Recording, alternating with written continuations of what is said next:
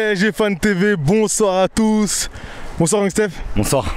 On est arrivé au terme du dernier match de préparation pour la prochaine saison et pour la future tempête qui nous attend tous.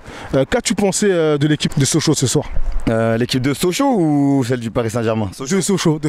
Bah écoute, c'était entre guillemets un sparring partenaire. On va dire qui a fait l'affaire aujourd'hui au Parc des Princes. Voilà, ils ont essayé de développer un peu de jeu. Au niveau des contacts, ils ont pas trop agressé nos joueurs. C'était assez propre. Donc ouais, c'était un assez bon adversaire, je trouve. Voilà, après c'était pas non plus le match de l'année. Ça s'est quand même fini sur un score étriqué de 1-0, but de Choupeau. Donc ouais, je sais pas si c'était l'adversaire idéal pour préparer l'Atalanta et le championnat, le nouveau championnat de France qui arrive. Mais en tout cas, voilà, on a Paris à gagner, c'était le plus important, quoi. Très bien, ce soir il y avait eu la titularisation de Bernat. Comment l'as-tu trouvé? Bah écoute, Juan Bernat, voilà, il revient et on sent qu'il est pas à 100%. Lui, contrairement aux autres, c'est-à-dire du 11 habituel, lui, c'était son premier match de reprise. Donc ouais, on l'a bien scruté et voilà, on sent qu'il est pas à 100%. On se dit que l'Atalanta c'est dans une semaine pile, donc on espère que voilà même si les entraînements ne remplacent pas les matchs, mais voilà, on espère que pendant cette semaine justement où il va s'entraîner, on espère qu'il va monter crescendo, qu'il aura des meilleures sensations.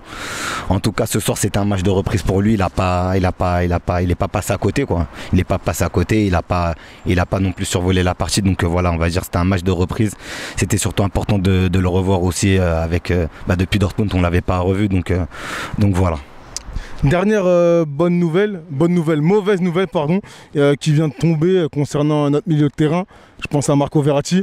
Quel est ton regard sur la situation du Paris Saint-Germain actuellement? Écoute, la blessure de Verratti, elle peut être compliquée.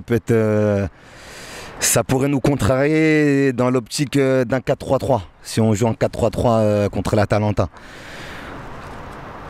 Parce que Verratti, à un poste de relayeur, il peut être important pour tenir le ballon. Quand tu sais qu'en face, il y a des frôleurs, il y a des Martin de Roon, des Malinowski, etc.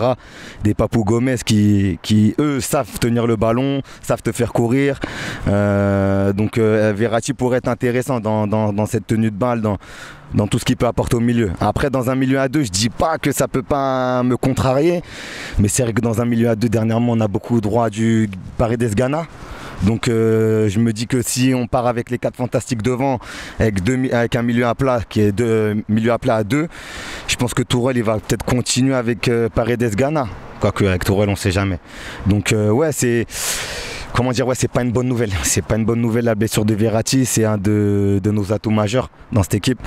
Donc ouais, compliqué. Ok, on se dit Mbappé revient bientôt, mais Mbappé revient pour que Verratti lui ne puisse pas. Donc ouais, c'est relou, c'est un peu relou, je t'avoue, c'est un peu relou. Enfin, je suis obligé de te poser cette question. Est-ce que tu as un pronostic pour ce futur match quart de finale face à l'Atalanta? Comme tous les matchs couperets, c'est 50-50. Après, si je devais me mouiller, je te dirais un bon petit 1-0 du Paris Saint-Germain. Tu vois, un but à la 80e. Beau but ou but de raccro, on s'en fout. Un but, c'est un but. Mais ouais, je vois bien un petit 1-0 pour Paris à la 80e, tu vois. Autour de la 80e. Soit un Silva, soit un Marquis, soit même un petit Mauro Icardi, tu sais, par exemple. Donc, comme quoi on n'en veut même pas à Mauro pour les gens qui pensent qu'on lui en veut. Donc voilà, ouais, moi je vois bien un petit 1-0. La semaine prochaine et quoi qu'on croise les doigts, quart de finale on n'a pas joué ça depuis 3 ans, là c'est dans une semaine, c'est un truc de fou, on se rend même pas compte, on est en plein été, il y a eu le déconfinement, ceci, cela, non mais bref c'est trop.